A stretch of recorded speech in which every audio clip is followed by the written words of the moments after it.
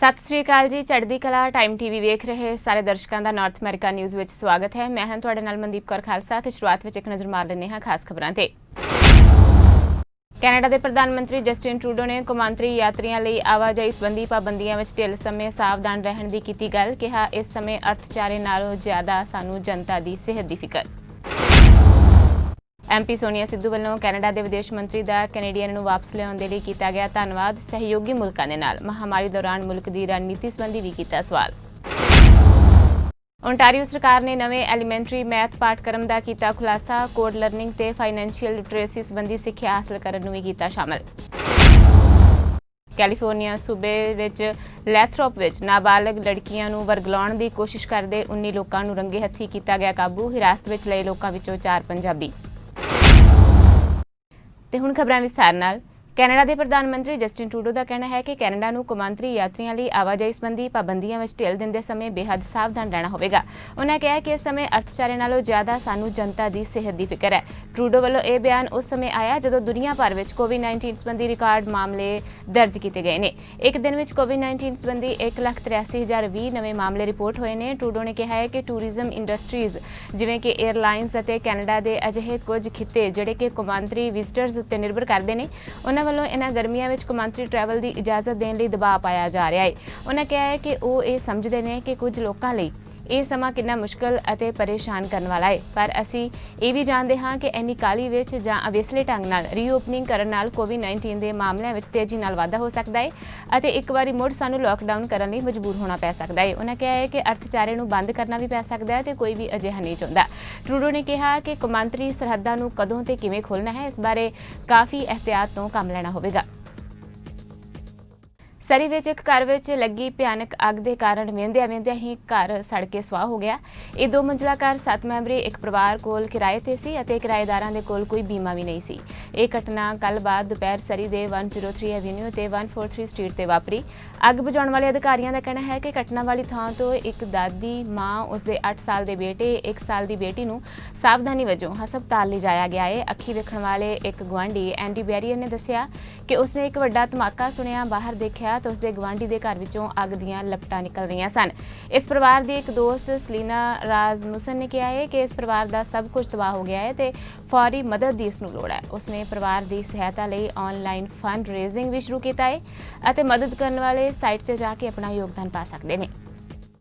Brampton south ਤੋਂ MP Sonia Sidhu ਵੱਲੋਂ virtual meeting ਦੌਰਾਨ ਕੈਨੇਡਾ ਦੇ ਵਿਦੇਸ਼ ਮੰਤਰੀ ਦਾ ਕੈਨੇਡੀਆ ਨੂੰ ਵਾਪਸ ਲਿਆਉਣ ਲਈ ਧੰਨਵਾਦ ਕੀਤਾ ਗਿਆ।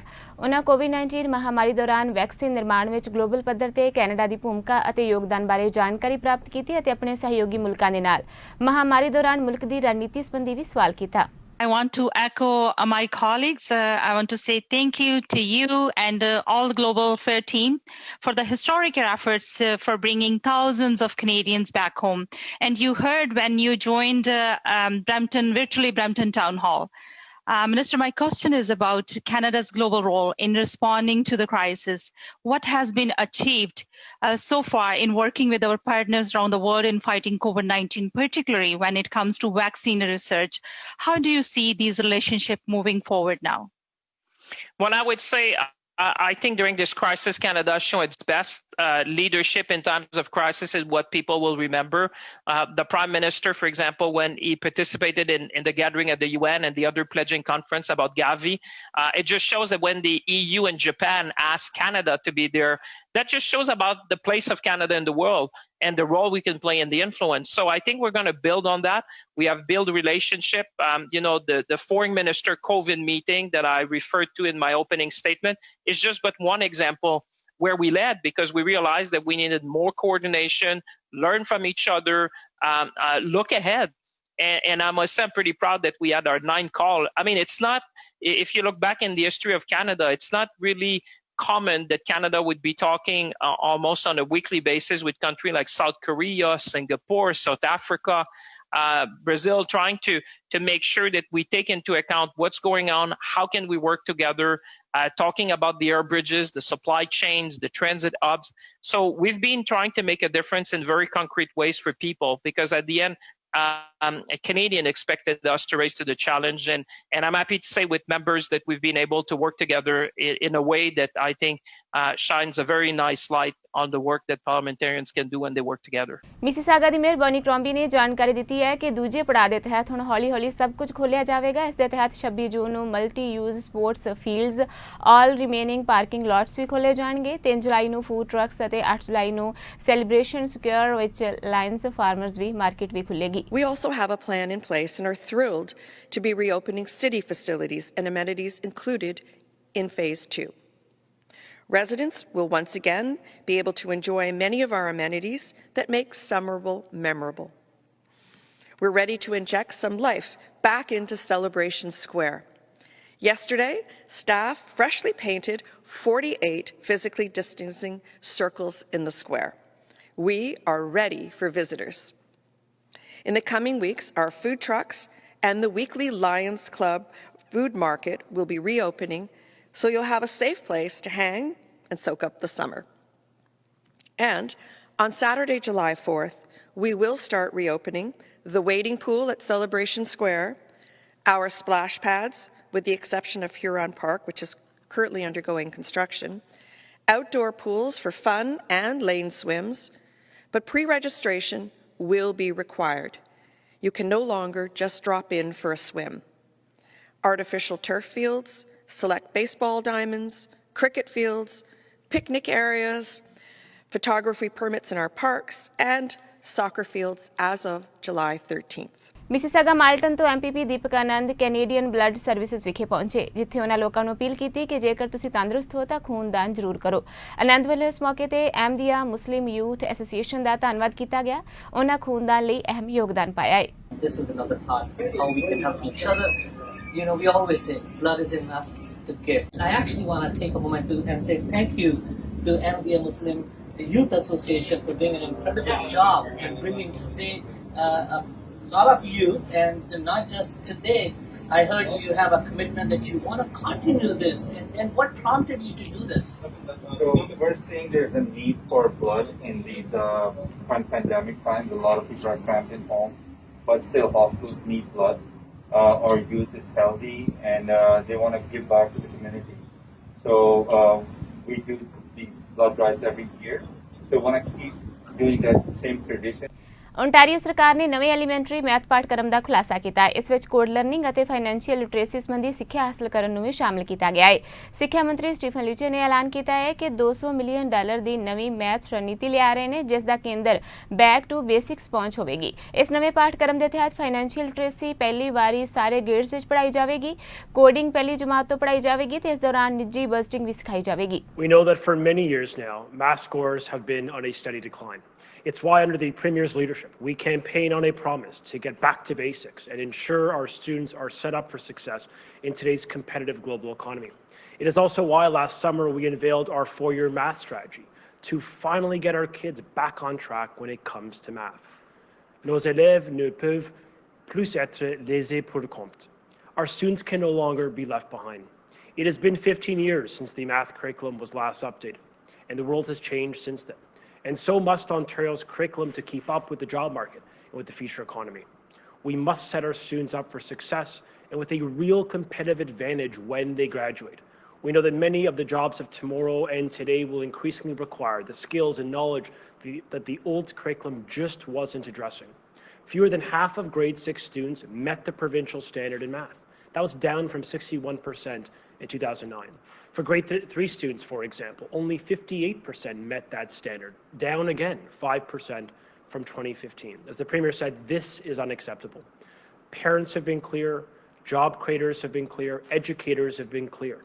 And today our government is taking action. It's why we're proud to release the province's new elementary math curriculum that gets back to basics, and it starts this September.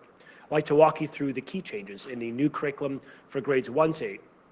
First, we're focusing on fundamental math concepts and skills like learning and recalling math facts, including multiplication. Yes, parents, that means memorizing timetables is back for our kids. Second, for the first time, all students will learn how to code. Starting in grade 1, computational thinking will give our students that competitive advantage. Third, financial literacy. codified throughout the curriculum. It's brought into the earliest grade, at grade 1, to teach students critical life skills such as personal budgeting and understanding interest and debt. And last, using relevant, current, practical examples so students can connect math to everyday life, leaving the theory-based learning to the past.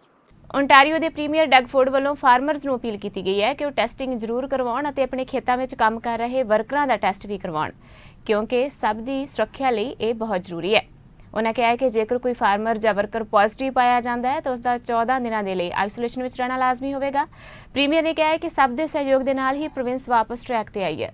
We're doing everything we can to help you out right now, and I'm 100% behind our farmers, and I will always have your backs. But I need your help as well. We have to make sure that testing is available to our farmers and to the workers. That's our best defense right now. So I'll say this again. If you're working on a farm and you're worried about COVID-19, please go get tested. Tomorrow we'll have more to say on a plan going forward that will protect our workers, protect our farmers, and get the Windsor region on track to join the rest of the province in stage 2. But today, I'm asking all the farmers to cooperate and ensure that testing is available to their workers. And if you work on a farm and you test positive for COVID-19 and you need to self-isolate for 2 weeks, you're eligible for WSIB. You'll be protected for your time off. So there's no excuses. Please go get tested. Since the start of this pandemic, our province of 14.5 million people, we've all worked together, and we can't stop now. And for most regions of the province, we're back on track because we put health and safety first for everyone. Surrey RCMP ਨੇ ਇੱਕ ਔਰਤ miss ਬੋਵੈਨ ਦੀਆਂ ਫੋਟੋਆਂ ਜਨਤਕ ਕੀਤੀਆਂ ਨੇ। ਸਰੀ RCMP police ਨੇ ਲੋਕਾਂ ਨੂੰ ਅਪੀਲ ਕੀਤੀ ਹੈ ਕਿ ਜੇ ਕੋਈ ਵੀ ਇਸ ਔਰਤ ਨੂੰ ਜਾਣਦਾ ਹੈ ਤਾਂ ਜਿਸ ਤਰੀਕੇ ਦੀ ਵੀ ਇਸ ਦੇ ਨਾਲ ਜਾਣ ਪਛਾਣ ਜਾਂ ਗੱਲਬਾਤ ਕੀਤੀ ਹੋਵੇ ਤਾਂ ਕਿਰਪਾ ਕਰਕੇ ਉਹਨਾਂ ਦਾ ਸਹਿਯੋਗ ਦਿੱਤਾ ਜਾਵੇ ਤੇ ਉਹਨਾਂ ਨੂੰ ਇਸ ਦੀ ਜਾਣਕਾਰੀ ਦਿੱਤੀ ਜਾਵੇ, ਕਿਉਂਕਿ ਪੁਲਿਸ ਨੂੰ ਕਿਸੇ ਇਨਵੈਸਟੀਗੇਸ਼ਨ ਵਿੱਚ ਇਸ ਔਰਤ ਦੀ ਭਾਲ ਹੈ। ਮਿਸ ਬੋਵੈਨ ਸੰਬੰਧੀ ਕਿਸੇ ਤਰ੍ਹਾਂ ਦੀ ਜਾਣਕਾਰੀ ਦੇਣ ਦੇ ਲਈ ਇੱਕ ਨੰਬਰ ਵੀ ਜਨਤਕ ਕੀਤਾ ਗਿਆ ਹੈ। ਜ਼ਿਕਰਯੋਗ ਹੈ ਕਿ ਮਿਸ ਬੋਵੈਨ ਗੋਲਡਨ ਟੱਚ ਦੀ ਗ੍ਰਾਂਡ ਐਂਬੈਸਡਰ ਹੈ। ਪੀਲ ਡਿਸਟ੍ਰਿਕਟ ਸਕੂਲ ਬੋਰਡ ਦੇ ਡਾਇਰੈਕਟਰ ਆਫ ਐਜੂਕੇਸ਼ਨ ਨੂੰ ਅਹੁਦੇ ਤੋਂ ਹਟਾ ਦਿੱਤਾ ਗਿਆ ਹੈ। ਇਸ ਮਹੀਨੇ ਦੇ ਸ਼ੁਰੂ ਵਿੱਚ ਜਾਰੀ ਕੀਤੀ ਗਈ ਰਿਪੋਰਟ ਵਿੱਚ ਪਾਇਆ ਗਿਆ ਸੀ ਕਿ ਬੋਰਡ ਐਂਟੀ ਬਲੈਕ ਅਤੇ ਪੂਰੇ ਸਿਸਟਮ ਵਿੱਚ ਫੈਲੇ ਨਸਲਵਾਦ ਨੂੰ ਖਤਮ ਕਰਨ ਦੀ ਇੱਛਾ ਸ਼ਕਤੀ ਗਵਾ ਬੈਠਾ ਹੈ। ਸਿੱਖਿਆ ਮੰਤਰੀ ਸਟੀਫਨ ਲਿਚੇ ਵੱਲੋਂ ਇਸ ਦੀ ਪੁਸ਼ਟੀ ਕੀਤੀ ਗਈ ਹੈ ਕਿ ਪੀਡੀਐਸਬੀ ਦੇ ਸੁਪਰਡੈਂਟ ਵੱਲੋਂ ਬੋਰਡ ਦੇ ਡਾਇਰੈਕਟਰ ਪੀਟਰ ਜੋਸ਼ੂਆ ਨੂੰ ਅਹੁਦੇ ਤੋਂ ਹਟਾ ਦਿੱਤਾ ਗਿਆ ਹੈ। ਉਹਨਾਂ ਕਿਹਾ ਹੈ ਕਿ ਹੁਣ ਬੋਰਡ ਦੇ ਲਈ ਨਵੀਂ ਲੀਡਰਸ਼ਿਪ ਦੀ ਭਾਲ ਕੀਤੀ ਜਾਵੇਗੀ ਤਾਂ ਕਿ ਨਸਲਵਾਦ ਦਾ ਸ਼ਿਕਾਰ ਬੱਚਿਆਂ ਲਈ ਕੁਝ ਬਿਹਤਰ ਕੀਤਾ ਜਾ ਸਕੇ। ਇਸ ਕਮਿਊਨਿਟੀ ਨਾਲ ਜੁੜੇ ਬੱਚਿਆਂ ਨੇ ਲੰਮੇ ਸਮੇਂ ਤੱਕ ਖੁਦ ਨੂੰ ਅਲੱਗ-ਥਲੱਗ ਮਹਿਸੂਸ ਕੀਤਾ ਹੈ। ਲੰਮਾ ਸਮਾਂ ਉਹਨਾਂ ਨਾਲ ਵਿਤਕਰਾ ਹੁੰਦਾ ਰਿਹਾ ਹੈ। ਸਿੱਖਿਆ ਮੰਤਰਾਲੇ ਦੇ ਸੁਪਰਵਾਈਜ਼ਰ ਬਰੂਸ ਰੋਡਰਿਗਜ਼ ਵੱਲੋਂ ਆਉਣ ਵਾਲੇ ਦਿਨਾਂ ਵਿੱਚ ਸਿੱਖਿਆ ਦੇ ਸੰਬੰਧ ਵਿੱਚ ਅੰਤਰਿਮ ਡਾਇਰੈਕਟਰ ਦੀ ਚੋਣ ਕੀਤੀ ਜਾਵੇਗੀ। ਲੀਚੇ ਨੇ ਕਿਹਾ ਹੈ ਕਿ ਇਸ ਸੰਬੰਧ ਵਿੱਚ ਲਗਾਤਾਰ ਮਿਲ ਰਹੀਆਂ ਰਿਪੋਰਟਸ ਤੋਂ ਇਹ ਸਪਸ਼ਟ ਹੋ ਗਿਆ ਸੀ ਕਿ ਅਜਿਹੇ ਬੱਚਿਆਂ ਲਈ ਕੁਝ ਖਾਸ ਨਹੀਂ ਸੀ ਕੀਤਾ ਜਾ ਰਿਹਾ ਅਤੇ ਉਹ ਆਪਣੇ ਹੀ ਸਕੂਲਾਂ ਵਿੱਚ ਨਸਲਵਾਦ ਦਾ ਸ਼ਿਕਾਰ ਹੋ ਰਹੇ ਸਨ। ਲੀਚੇ ਨੇ ਕਿਹਾ ਹੈ ਕਿ ਪ੍ਰੋਵਿੰਸ ਵਿੱਚ ਸਾਨੂੰ ਬਿਹਤਰ ਸਿਸਟਮ ਬਣਾਉਣਾ ਹੋਵੇਗਾ ਅਤੇ ਕਿਸੇ ਵੀ ਬੱਚੇ ਨੂੰ ਉਸਦੀ ਚਮੜੀ ਦੇ ਰੰਗ, ਉਸਦੇ ਧਰਮ ਜਾਂ ਉਸਦੀ ਮਾਨਤਾ ਦੇ ਆਧਾਰ ਤੇ ਅਲੱਗ-ਥਲੱਗ ਨਹੀਂ ਕੀਤਾ ਜਾ ਸਕਦਾ। ਨਾ ਹੀ ਬੱਚੇ ਆਪਣੇ ਆਪ ਨੂੰ ਅਜਿਹੇ ਨਸਲਵਾਦ ਕਾਰਨ ਅਲੱਗ-ਥਲੱਗ ਮਹਿਸੂਸ ਕਰ ਸਕਦੇ ਨੇ। ਜ਼ਿਕਰਯੋਗ ਹੈ ਕਿ ਐਂਟੀ ਬਲੈਕ ਨਸਲਵਾਦ ਦੇ ਖਿਲਾਫ ਬੋਰਡ ਵੱਲੋਂ ਕੋਈ ਕਾਰਵਾਈ ਨਾ ਕੀਤੇ ਜਾਣ ਤੋਂ ਮਗਰੋਂ ਨਵੰਬਰ 2019 ਵਿੱਚ ਲੀਚੇ ਵੱਲੋਂ ਪੀਡੀਐਸਬੀ ਦੇ ਮੁਲਾਂਕਣ ਦੇ ਨਿਰਦੇਸ਼ ਦਿੱਤੇ ਗਏ ਸਨ। 13 ਮਾਰਚ 2020 ਨੂੰ ਲੰਮੇ ਸਲਾਹ ਮਸ਼ਵਰੇ ਤੋਂ ਬਾਅਦ ਲੀਚੇ ਦੇ ਆਫਿਸ ਨੇ ਬੋਰਡ ਨੂੰ ਨਸਲਵਾਦ ਦੀ ਸਮੱਸਿਆ ਨਾਲ ਸਿੱਝਣ ਦੇ ਕਈ ਵਾਰ ਹੁਕਮ ਵੀ ਦਿੱਤੇ ਸਨ, ਪਰ ਇਸ ਦੇ ਬਾਵਜੂਦ ਵੀ ਸਥਿਤੀ ਜਿਉਂ ਦੀ ਤਿਉਂ ਬਣੀ ਰਹਿਣ ਤੋਂ ਬਾਅਦ ਸਿੱਖਿਆ ਮੰਤਰੀ ਵੱਲੋਂ ਜਾਰੀ ਹੁਕਮਾਂ ਦੀ ਪਾਲਣਾ ਕਰ ਪਾਉਣ ਦੀ ਬੋਰਡ ਦੀ ਸਮਰੱਥਾ ਦੀ ਜਾਂਚ ਕਰਨ ਲਈ ਵਕੀਲ ਆਰਲਿਨ ਹਿੰਗਜ਼ ਦੀਆਂ ਸੇਵਾਵਾਂ ਲਈਆਂ ਗਈਆਂ। ਇਸ ਮਹੀਨੇ ਦੇ ਸ਼ੁਰੂ ਵਿੱਚ ਹਿੰਗਜ਼ ਵੱਲੋਂ ਜਾਰੀ ਰਿਪੋਰਟ ਵਿੱਚ ਕਿਹਾ ਗਿਆ ਕਿ ਲੀਚੇ ਵੱਲੋਂ ਜਾਰੀ ਨਿਰਦੇਸ਼ਾਂ ਦੀ ਪਾਲਣਾ ਕਰਨ ਤੋਂ ਬੋਰਡ ਅਸਮਰੱਥ ਹੈ। ਸਿਟੀ ਆਫ ਬਰੈਂਪਟਨ ਵੱਲੋਂ ਪਿੱਛੇ ਜੇ ਐਲਾਨੀ ਗਈ black African and Caribbean social cultural and economic empowerment and anti black racism unit ਦਾ ਗਵੈਨਥ ਚੈਪਮੈਨ ਨੂੰ ਸੀਨੀਅਰ ਐਡਵਾਈਜ਼ਰ ਨਿਯੁਕਤ ਕੀਤਾ ਗਿਆ ਹੈ। ਇਸ ਯੂਨਿਟ ਨੂੰ ਬੀਤੇ ਦਿਨੀ ਸਿਟੀ ਕਾਉਂਸਲ ਵੱਲੋਂ ਮਨਜ਼ੂਰੀ ਦਿੱਤੀ ਗਈ। ਚੈਪਮੈਨ ਚੀਫ ਐਡਮਿਨਿਸਟ੍ਰੇਟਿਵ ਆਫਿਸਰ ਦੇ ਆਫਿਸ ਨੂੰ ਰਿਪੋਰਟ ਕਰੇਗੀ। ਚੈਪਮੈਨ ਬਰੈਂਪਟਨ ਵਿੱਚੋਂ ਐਂਟੀ ਬਲੈਕ ਨਸਲਵਾਦ ਖਤਮ ਕਰਨ ਲਈ ਯੋਜਨਾ ਤਿਆਰ ਕਰੇਗੀ ਅਤੇ ਯੂਨਿਟ ਦੀ ਅਗਵਾਈ ਵੀ ਕਰੇਗੀ। ਲੋਕਲ ਕਮਿਊਨਿਟੀ ਨਾਲ ਤਾਲਮੇਲ ਬਿਠਾ ਕੇ ਬਰੈਂਪਟਨ ਦੀ ਬਲੈਕ ਕਮਿਊਨਿਟੀ ਦੇ ਸਮਾਜਿਕ, ਸੱਭਿਆਚਾਰਕ ਅਤੇ ਆਰਥਿਕ ਰੁਤਬੇ ਵਿੱਚ ਸੁਧਾਰ ਕਰਨ ਦੀ ਵੀ ਕੋਸ਼ਿਸ਼ ਕੀਤੀ ਜਾਵੇਗੀ। ਚੈਪਮੈਨ ਦਾ ਤਜਰਬਾ ਸਿਟੀ ਦੇ ਕਮਿਊਨਿਟੀ ਦੇ ਬਹੁਤ ਕੰਮ ਆਵੇਗਾ ਕਿਉਂਕਿ ਉਹ ਸਟਾਫ, ਲੋਕਲ ਬਿਜ਼ਨਸ ਅਤੇ ਸਟੇਕ ਹੋਲਡਰਸ ਦਰਮਿਆਨ ਕੜੀ ਦਾ ਕੰਮ ਕਰੇਗੀ। ਪਿੱਛੇ J Chapman Canadian black caucus ਦੀ president, inspiring and empowering youth network ਅਤੇ ਇੰਸਪਾਇਰਿੰਗ ਯੂ ਮੀਡੀਆ ਪ੍ਰੋਡਕਸ਼ਨਸ ਦੀ ਪ੍ਰੈਜ਼ੀਡੈਂਟ ਵਜੋਂ ਵੀ ਸੇਵਾ ਨਿਭਾ ਚੁੱਕੀ ਹੈ।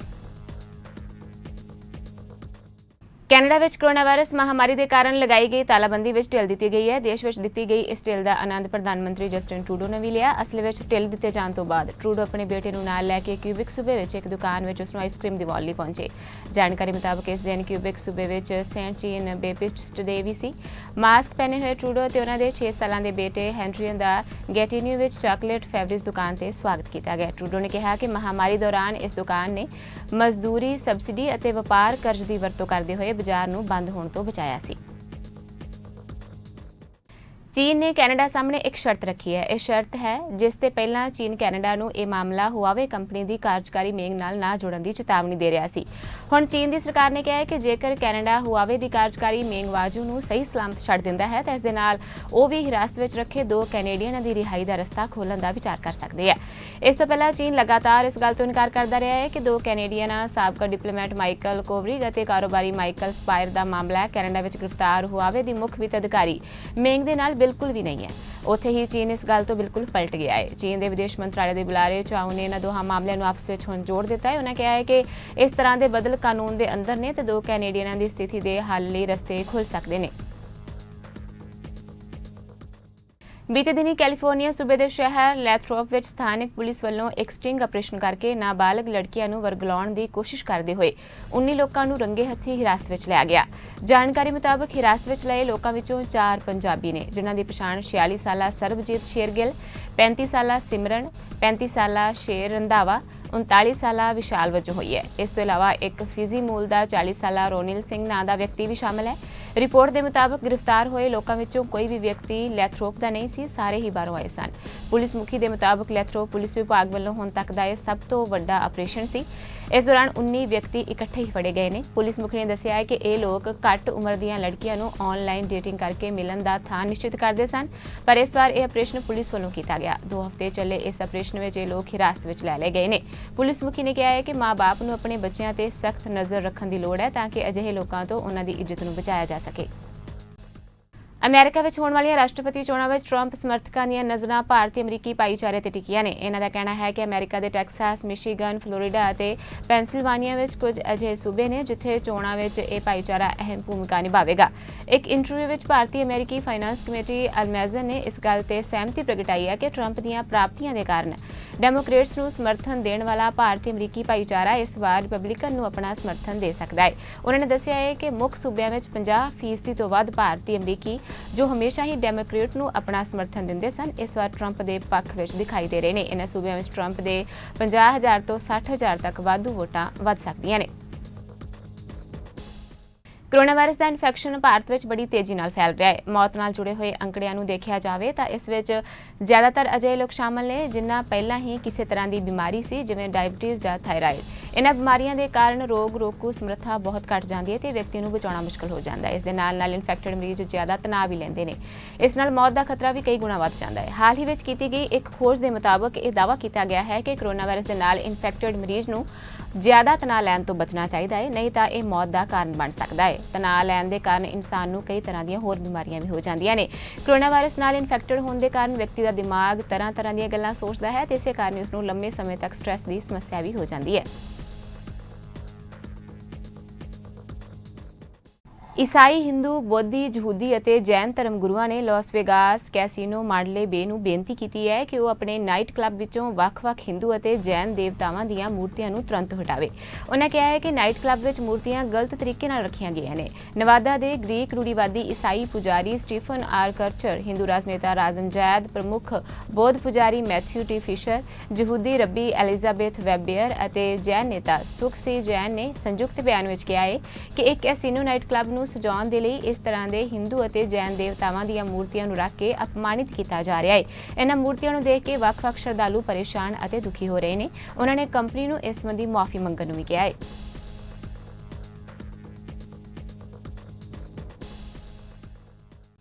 ਅਮਰੀਕਾ ਦੇ ਰਾਸ਼ਟਰਪਤੀ ਟਰੰਪ ਨੇ ਕਿਹਾ ਹੈ ਕਿ ਉਹ ਜਰਮਨੀ ਵਿੱਚ ਆਪਣੀ ਫੌਜ ਘੱਟ ਕਰਨ ਜਾ ਰਹੇ ਨੇ। ਇਸ ਫੌਜ ਨੂੰ ਉਹ ਪੋਲੈਂਡ ਭੇਜਣਗੇ ਅਤੇ ਪੋਲੈਂਡ ਵਧੀਕ ਅਮਰੀਕੀ ਫੌਜੀਆਂ ਦੀ ਮੌਜੂਦਗੀ ਲਈ ਭੁਗਤਾਨ ਕਰਨ ਨੂੰ ਵੀ ਤਿਆਰ ਹੈ। ਟਰੰਪ ਨੇ ਪੋਲੈਂਡ ਦੇ ਰਾਸ਼ਟਰਪਤੀ ਆਂਦਰੇਸ ਦੂਦਾ ਨਾਲ ਸੰਯੁਕਤ ਪੱਤਰਕਾਰ ਸੰਮੇਲਨ ਵਿੱਚ ਕਿਹਾ ਹੈ ਕਿ ਪੋਲੈਂਡ ਪੁੱਛ ਰਿਹਾ ਹੈ ਕਿ ਕੀ ਵਾਧੂ ਫੌਜੀ ਭੇਜੇ ਜਾਣਗੇ ਤਾਂ ਹੋਰ ਫੌਜੀਆਂ ਨੂੰ ਭੇਜਣ ਦੇ ਲਈ ਵੀ ਉਹ ਭੁਗਤਾਨ ਕਰ ਦੇਣਗੇ। ਉਹਨਾਂ ਕਿਹਾ ਹੈ ਕਿ ਅਸੀਂ ਜਰਮਨੀ ਤੋਂ ਪੋਲੈਂਡ ਫੌਜੀਆਂ ਨੂੰ ਭੇਜਾਂਗੇ। ਜ਼ਿਕਰਯੋਗ ਹੈ ਕਿ ਪਿਛਲੇ ਹਫ਼ਤੇ ਵੀ ਟਰੰਪ ਨੇ ਕਿਹਾ ਸੀ ਕਿ ਅਮਰੀਕਾ ਜਰਮਨੀ ਵਿੱਚ ਮੌਜੂਦ ਆਪਣੇ 52,000 ਫੌਜੀਆਂ ਦੀ ਗਿਣਤੀ ਘਟਾ ਕੇ 25,000 ਕਰ ਦੇਵੇਗਾ। ਅੱਜ ਦੀ ਨਾਰਥ ਅਮਰੀਕਾ ਨਿਊਜ਼ ਵਿੱਚ ਬਸ ਇੰਨਾ ਹੀ। ਹੁਣ ਤੁਸੀਂ ਮੈਨੂੰ ਮਨਦੀਪ ਕੌਰ ਖਾਲਸਾ ਨੂੰ ਦਿਓ ਆਗਿਆ। ਧੰਨਵਾਦ ਜੀ।